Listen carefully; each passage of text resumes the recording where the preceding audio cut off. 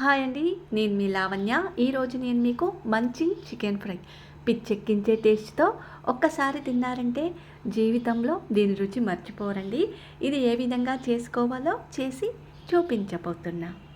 ముందుగా దీనికోసం ఒక బౌల్ తీసుకొని 2 స్పూన్స్ వరకు కార్న్ఫ్లోర్, 4 స్పూన్స్ వరకు మైదా పిండి, టేస్ట్కి సరిపడినంత రెడ్ చిల్లీ పౌడర్, టేస్ట్కి సరిపడినంత సాల్ట్ వేసుకొని 1/2 టీ కప్ వరకు వాటర్ యాడ్ చేసుకొని అంతా కలిసే విధంగా కలుపుకోవాలి.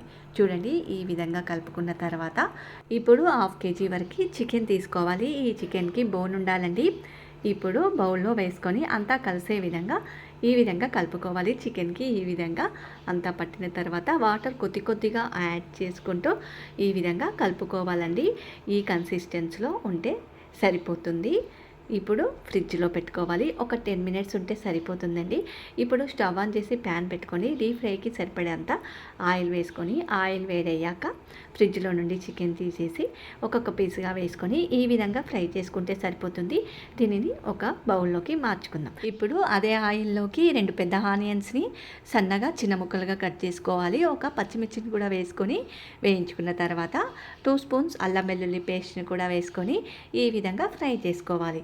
ఇప్పుడు ఇందులోకి 1.5 స్పూన్ వరకు రెడ్ చిల్లీ పౌడర్, 2 స్పూన్స్ వరకు ధనియా పౌడర్ని యాడ్ చేసుకోవాలి.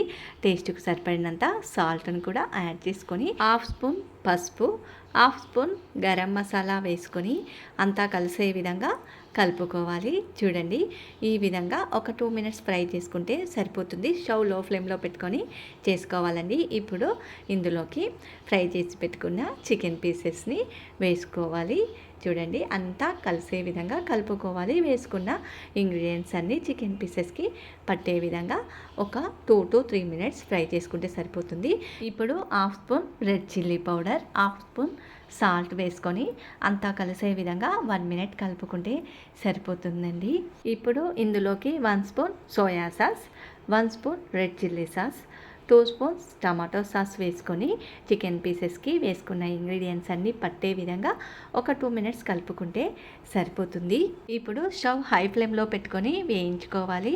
చూడండి, ఈ విధంగా ఫ్రై అయిన తర్వాత ఇప్పుడు ఇందులోకి 1/2 టీ గ్లాస్ వరకు వాటర్ యాడ్ చేసుకోవాలి. మనం వేసుకున్న ఇంగ్రీడియంట్స్ అన్నీ చికెన్ పీసెస్కి పట్టాలంటే ఒక 1/2 గ్లాస్ వరకు ఈ విధంగా వాటర్ యాడ్ చేసుకొని 1 మినిట్ కలుపుకుంటే సరిపోతుంది. ఇప్పుడు ఇందులోకి 2 స్పూన్స్ వరకు సన్నగా తరిగిన కొత్తిమీరని యాడ్ చేసుకొని అంతా కలిసే విధంగా ఒక్కసారి కలుపుకోవాలి. ఇందులో వాటర్ ఏం లేకుండా ఫ్రై చేసుకోవాలండి. చూడండి, ఈ విధంగా ఫ్రై చేసుకుంటే సరిపోతుంది. ఓకేనండి, పర్ఫెక్ట్గా మంచి చికెన్ ఫ్రై రెడీ అయిందండి. ఒక్కసారి ఈ పద్ధతిలో టేస్ట్ చూసారంటే జన్మలో దీని టేస్ట్ అయితే మర్చిపోలేరండి. ఓకేనండి, నా వీడియోస్ మీకు నచ్చినట్లయితే లైక్ చేయండి.